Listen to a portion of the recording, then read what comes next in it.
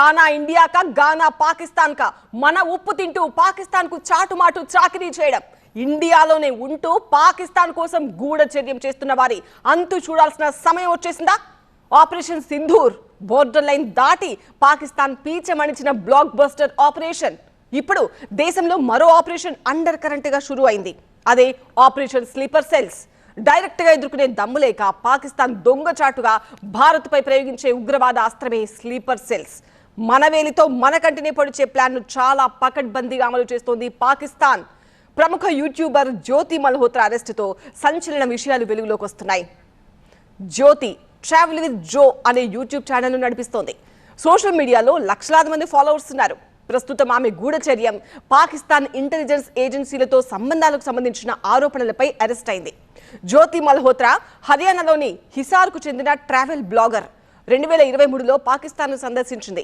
ఆమె కమిషన్ ఏజెంట్ల ద్వారా వీసా సంపాదించి లాహోర్, కరాచీ వంటి ప్రాంతాలను సందర్శించింది.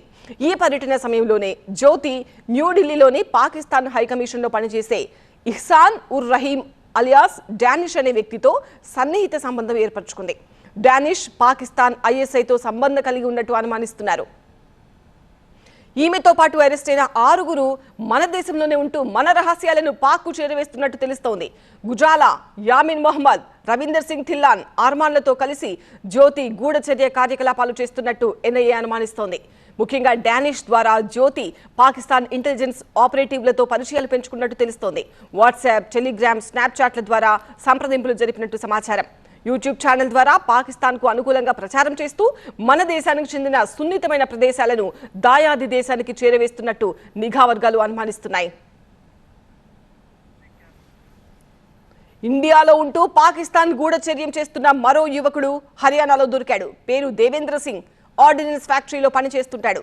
ఫేస్బుక్ లో పిస్టల్, బుల్లెట్ల ఫోటోలు పెట్టడంతో అనుమానం వచ్చి ట్రేస్ చేశారు పోలీసులు. ఇతను పాకిస్తాన్ సైన్యానికి, ఐఎస్ఐకి కీలక సమాచారం అందించినట్టు నిర్ధారించారు. హనీ ట్రాప్ ద్వారా దేవేంద్ర సింగ్ ను పాకిస్తాన్ నిఘా సంస్థ ఐఎస్ఐ తమ గుప్పిట్లో పెట్టుకున్నట్టు తెలుస్తోంది. నిందితుడి నుంచి సెల్ ఫోన్ స్వాధీనం చేసుకుని బ్యాంకు ఖాతాలను పరిశీలిస్తున్నారు.